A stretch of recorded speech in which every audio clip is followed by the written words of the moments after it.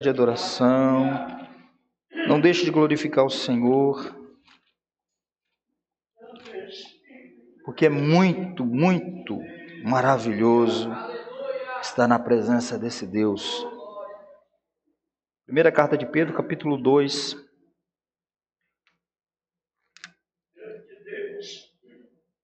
Nós vamos ler o verso 4 e 5. Mas eu acredito que hoje nós só vamos trabalhar o 4. Nós vamos ler o 4 e o 5. Nós vamos dar início aqui a essa nova perícope. Eu acredito que com o tempo que nós temos, iremos falar apenas do verso 4. Que diz assim: à medida que se aproximam dele, a pedra viva, rejeitada pelos homens, mas escolhida por Deus e preciosa para ele. Vocês também estão sendo utilizados como pedras vivas na edificação de uma casa espiritual, para serem sacerdócio santo, oferecendo sacrifícios espirituais aceitáveis a Deus, por meio de Jesus Cristo. Amém? Podeis assentar, queridos? Amados, dando continuidade à exposição a essa carta maravilhosa que Pedro endereça às igrejas que estavam ali nas 5 províncias romanas, nós caminhamos um pouquinho. Domingo passado nós falamos da necessidade de conhecermos a palavra de Deus, o desejo pela palavra de Deus. Tivemos por base os versículos de número 1, 2 e 3. E hoje nós vamos trabalhando um pouquinho a partir do 4.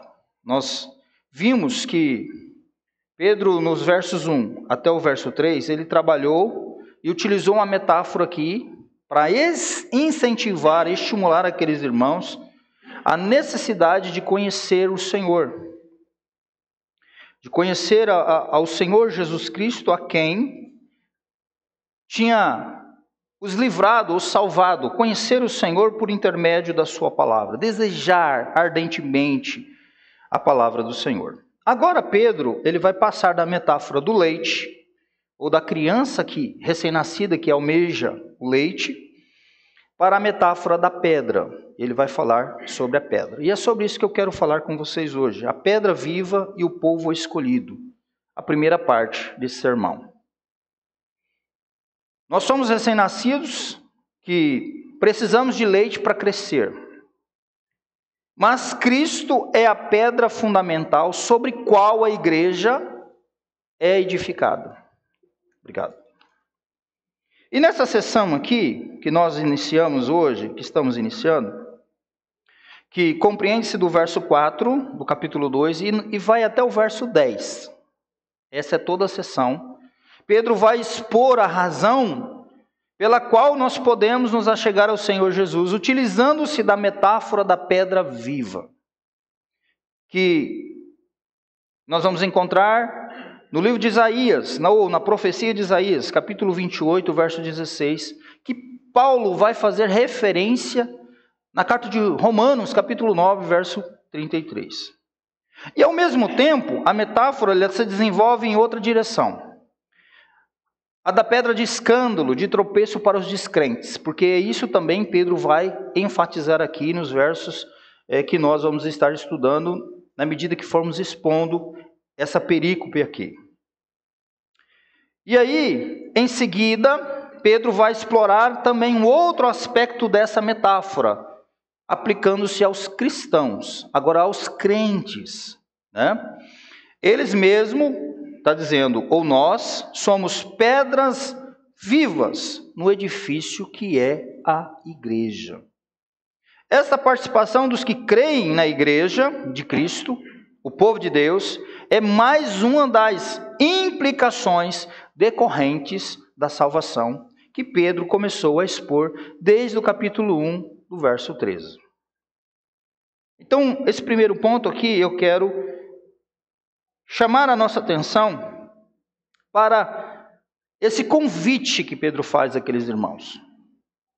Ele diz: chegando-vos para ele a pedra viva.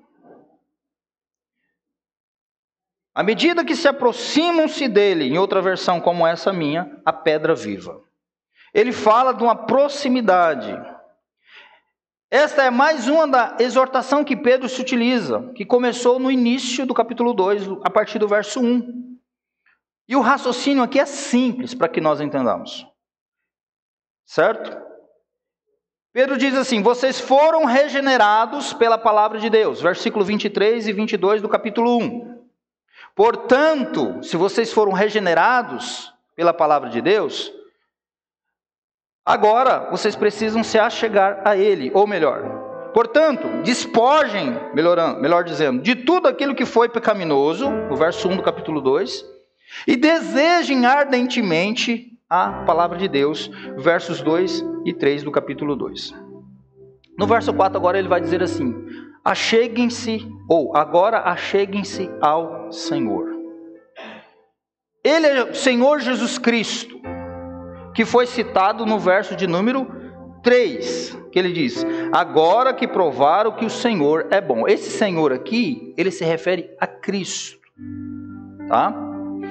Ele é o Senhor aqui, Jesus Cristo é o Senhor, que foi mencionado no verso 3, que ele afirma o seguinte: cuja bondade os leitores de Pedro já haviam experimentado. Ou seja, já que vocês provaram que o Senhor é bom. Agora, à medida que vocês, ou que se vocês se aproximem dele, ou se aproximam dele, chegam-se a eles, porque vocês foram regenerados, vocês foram redimidos, vocês foram purificados, vocês agora já despojaram daquilo que é ruim, agora vocês já precisam desejar ardentemente a palavra. Agora, já que vocês desejam ardentemente pela palavra, se acheguem-se ao Senhor.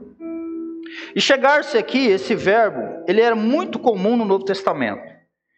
E ele tem um significado e traz-nos a ideia de um relacionamento recíproco.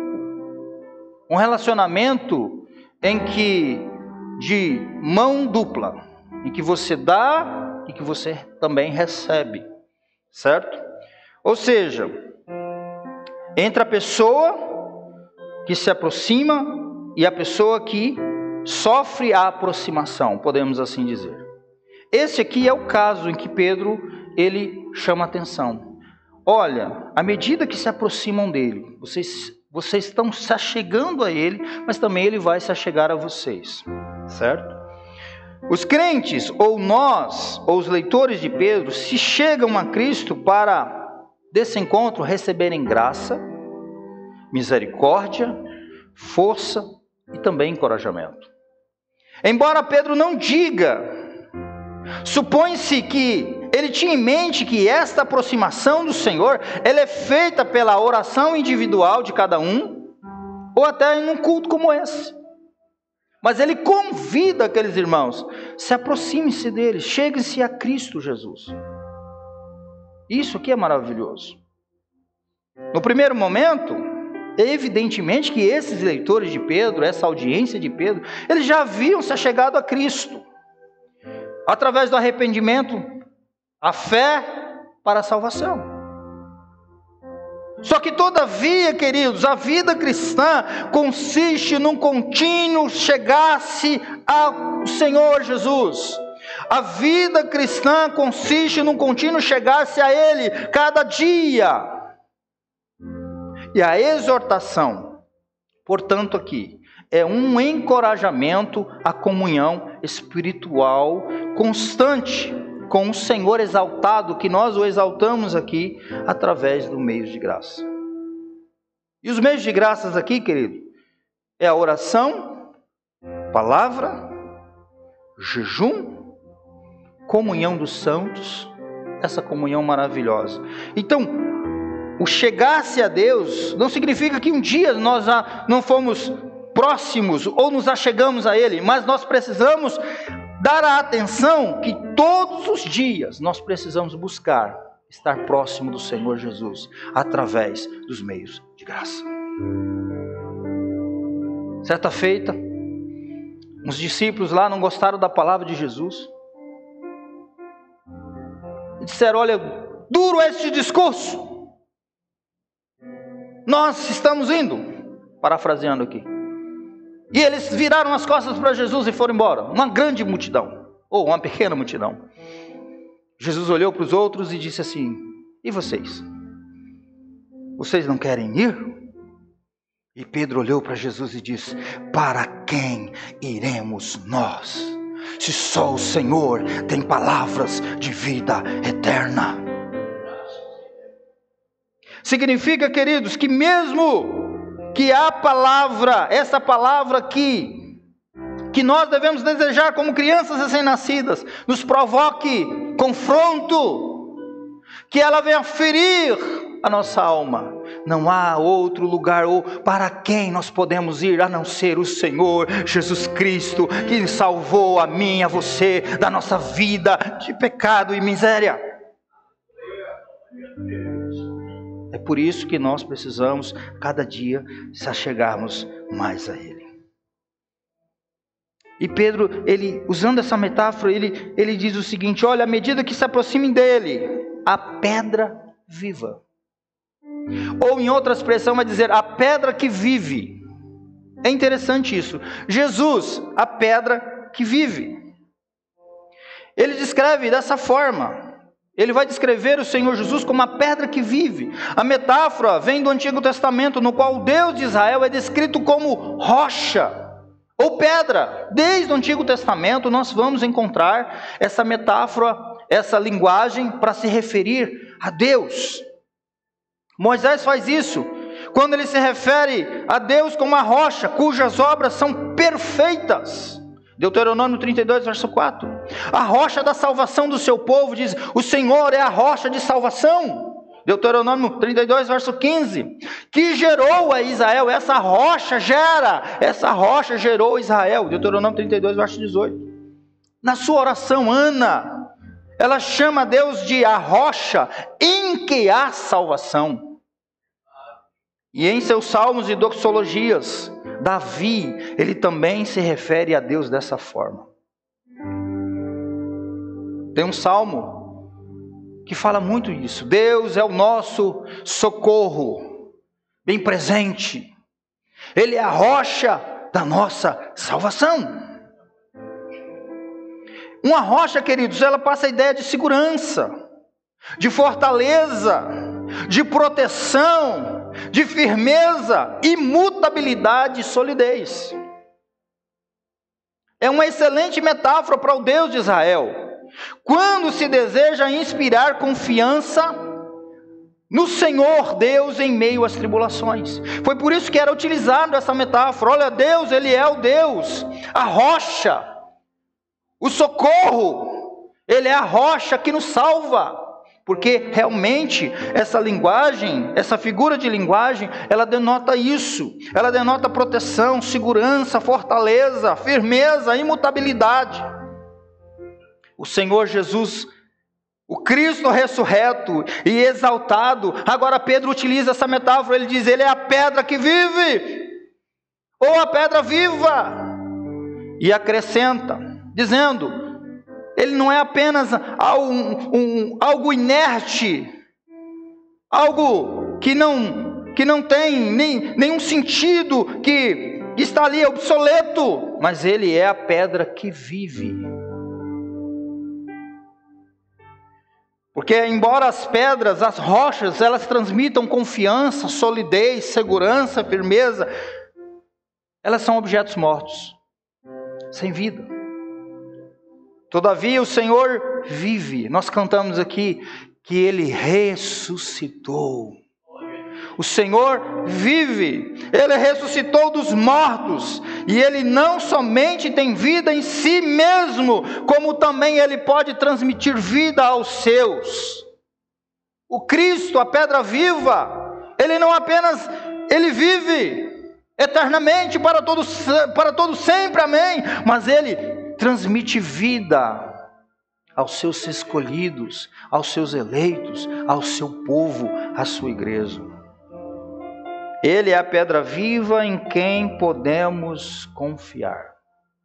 Por isso que Pedro está dizendo, exortando aqueles irmãos, olha, já que vocês foram assim, libertos, regenerados, salvos, agora vocês desejam como criança, pelo leite espiritual de vocês, para que vocês cresçam. Mas na medida que vocês vão se aproximando de Jesus, essa pedra viva, essa pedra que produz vida. E aí, ele faz uma consideração interessante. Ele diz, rejeitada pelos homens. Essa pedra viva que é Cristo, ele também é a pedra que foi rejeitada. O Senhor Jesus, essa pedra que vive, também é a pedra rejeitada pelos homens. Embora seja uma pedra eleita e preciosa para com Deus. É um contraste aqui. Os homens a rejeitaram. Os homens a rejeitam. Mas Deus, ou para Deus, é uma pedra eleita e preciosa. E Pedro vai desenvolver esses dois pontos nos versículos 6 e 8, um pouquinho mais adiante, tomando base em algumas passagens do Antigo Testamento que se refere a uma pedra fundamental escolhida por Deus e colocada em Israel. Nós temos isso em Isaías, nos Salmos e em Isaías novamente. O alvo de Pedro aqui, queridos, é mostrar aos seus leitores que aquele que foi rejeitado, que foi reprovado pelos judeus, pelos religiosos, era o precioso eleito de Deus para salvar Israel. Há um contraste intencional no original do grego aqui, que serve como uma ideia central de toda a figura de linguagem, de toda essa metáfora. Porque na metáfora, o dono da propriedade escolhe uma pedra que considera de grande valor e a apresenta aos construtores para ser a base do edifício que ele pretende construir. Porém, os construtores, todavia, examinam aquela pedra, eles olham para ela e a reprovam, rejeitando-a como se fosse algo inútil, obsoleto. O sentido é óbvio. Os judeus fizeram exatamente isso com Jesus. Os religiosos da época fizeram exatamente isso com Jesus. Eles examinaram. E ao examinar, eles reprovaram Jesus. Rejeitaram a Jesus Cristo como Salvador de Israel. Todavia, ele era aquele que havia sido escolhido por Deus como precioso Messias, Salvador do seu povo. Que ironia, né? Jesus é a pedra que vive e que foi rejeitada pelos homens. E rejeitar aqui significa literalmente descartar alguma coisa após exame. É como se tivesse assim, analisado, olhado, disseram, não me serve. Exatamente isso. O significado aqui. Isso por considerar esta coisa, esta pedra, sem valor ou inútil.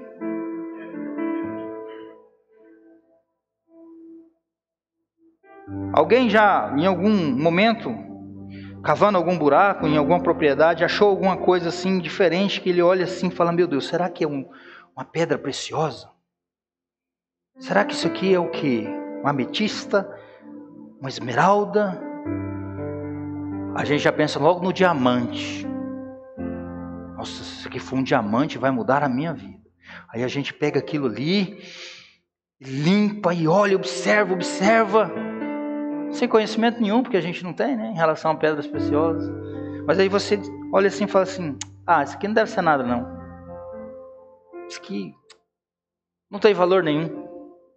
E aí, nós jogamos fora.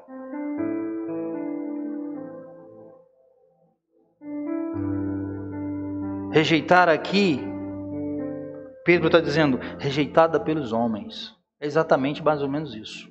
Após um exame, uma verificação, eles disseram, não serve.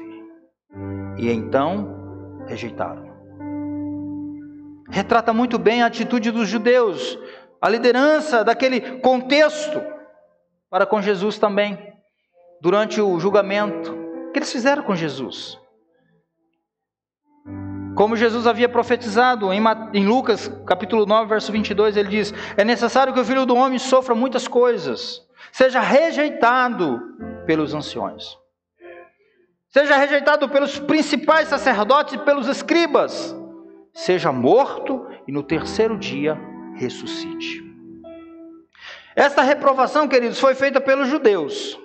Foi os judeus, os anciões, os principais dos sacerdotes. Porém, Pedro atribui aos homens. Ele diz: rejeitada pelos homens. A humanidade aqui estava sendo representada pelos judeus, naquele dia em que eles rejeitaram e disseram assim: que o sangue dele caia sobre nós e sobre os nossos filhos, e o mataram pregando na cruz. Aquele que foi descartado como inútil era, na verdade, de grande valor para Deus. Ele era o eleito de Deus. Embora Pedro empregue a mesma palavra, eleito, que é isso que ele vai dizer a respeito de Jesus, nesta metáfora, para se referir aos crentes, isso no verso 1 do capítulo 1, como ele diz, aos eleitos que são forasteiros da dispersão, o sentido em que Jesus é o eleito de Deus é diferente do nosso. Os crentes, nós somos eleitos de Deus para a salvação dentre a raça humana decaída e salvação em Cristo Jesus. Sem mérito algum, somente pela graça insondável e incompreensível de Deus. Agora Jesus, ele foi eleito por Deus para ser o salvador dos eleitos. Antes da fundação do mundo. Como representante do seu povo, é certo que foi tirado dentre a humanidade, é verdade. Mas sem pecado e corrupção, ou seja, ele veio e tabernaculou, ele veio e tomou a forma humana, porém ele não pecou.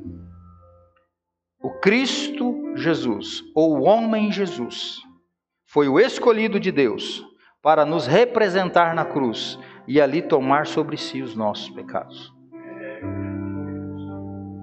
A ceia fala muito disso, para que nós tenhamos essa noção.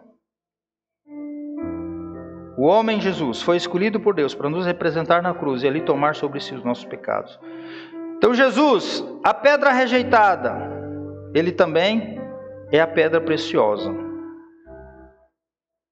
Que ele diz assim: à medida que se aproximem dele, vocês precisam se aproximar dele, pelos meios de graça, é isso que nós fazemos.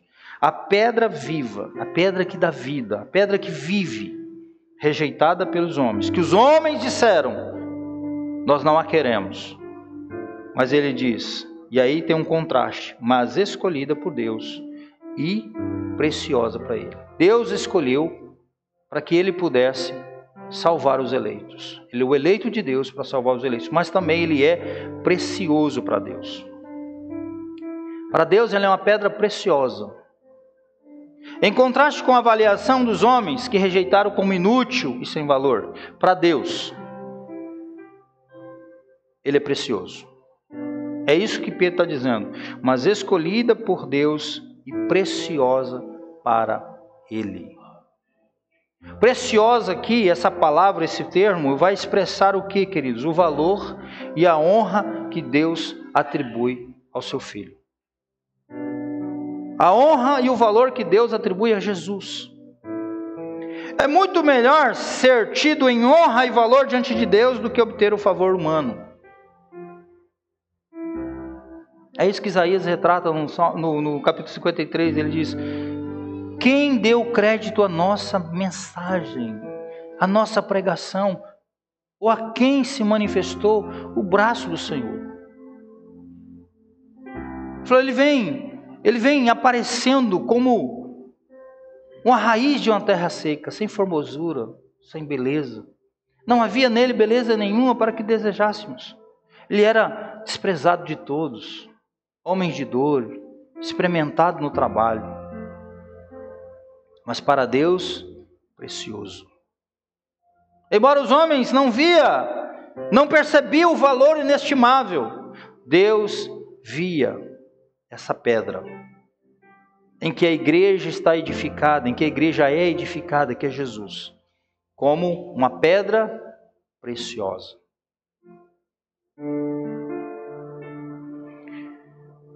Mesmo que a humanidade continue, ou venha continuar a desconsiderar o Senhor Jesus, ou a considerar Cristo como inútil e sem valor, o que nos importa, queridos, e Pedro está dizendo, o que importa para nós como igreja, é a avaliação que Deus fez do seu Filho.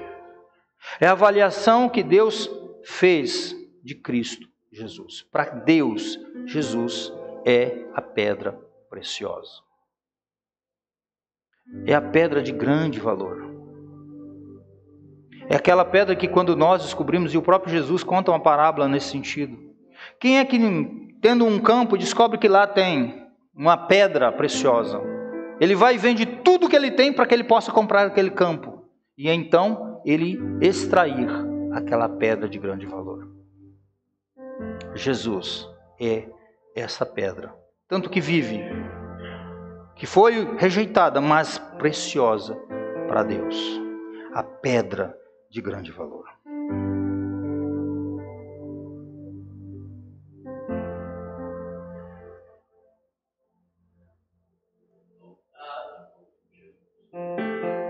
Eu queria já concluir aqui. Eu acho que eu vou concluir. Vou acabar mais cedo hoje. Vocês estão todos felizes, né? Que o pastor vai acabar o culto bem cedo. Mas vocês não sabem o que vem por aí ainda, né? Mas tá bom. Eu vou ficar num versículo só hoje, porque se eu pegar os dois, eu vou até meia-noite. Porque o outro é bem maior, viu, gente? Então, se eu entrar no outro, não dá para... Então, vou terminar nesse aqui. Então, vamos concluir aqui. Então, Pedro nos chama. Ele diz assim, ele mostra a necessidade de nos aproximarmos de Jesus. E ele fala que Jesus, usando a metáfora da pedra, ele diz, a pedra que vive. A pedra, além de ter vida, promove vida. E nós recebemos essa vida. E aí ele também diz que essa pedra foi rejeitada. Há alguns que a rejeitam. Que rejeitaram o que a rejeitam. Mas ele está dizendo, olha, mas ela é escolhida de Deus. E para ele, preciosa. Na expressão a pedra que vive, podemos detectar mais 2 pontos importantes aqui, além daquilo que nós já falamos, que eu quero considerar para nós concluirmos aqui. O primeiro ponto é o seguinte: Pedro reconhece que Jesus é a pedra e não ele.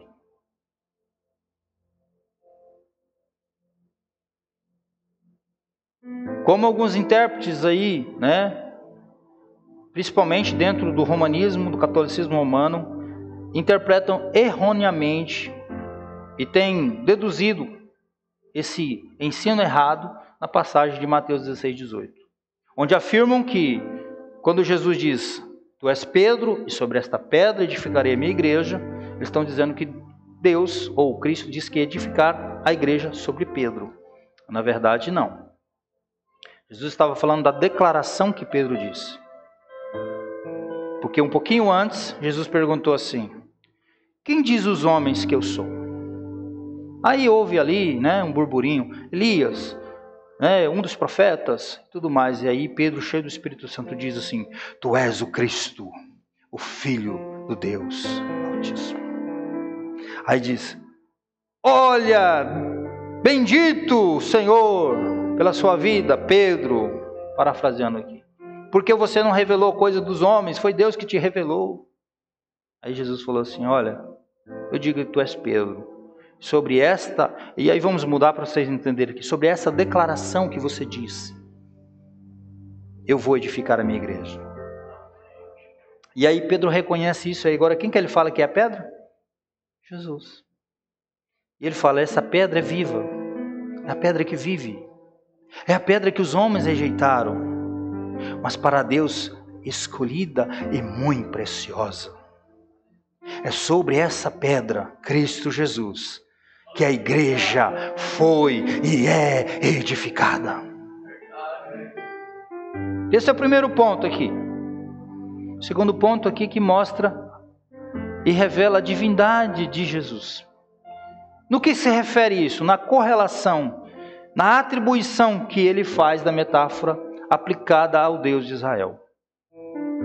Mostra a divindade de Jesus, porque Jesus Cristo é Deus. Então, 2 pontos aqui interessantes para a gente considerar. Pedro mostra que ele não é pedra coisa nenhuma. Que a pedra sobre qual a igreja está edificada, embora muitos construtores rejeitaram ela, é Cristo Jesus. Segundo, mostra a divindade, a deidade de Cristo, quando ele faz essa correlação e essa atribuição de Jesus ao próprio Deus de Israel. Então, por todos esses motivos, queridos, nós podemos e devemos nos achegar ao Senhor Jesus, cuja bondade já provamos. E como uma pedra viva, nos serve de apoio, fonte de vida, fundamento, ainda que o mundo o rejeite. Pedro está dizendo, ainda embora que o mundo rejeite Cristo, nele nós vamos encontrar fundamentação, apoio, descanso e vida. Nós então precisamos nos achegar ao Senhor Jesus, já que provamos da sua bondade. Que essa seja a sua, que essa seja a minha, que essa seja a nossa realidade. A pedra preciosa, a pedra viva e o povo escolhido. Amém, queridos? Por hoje é só. Eu quero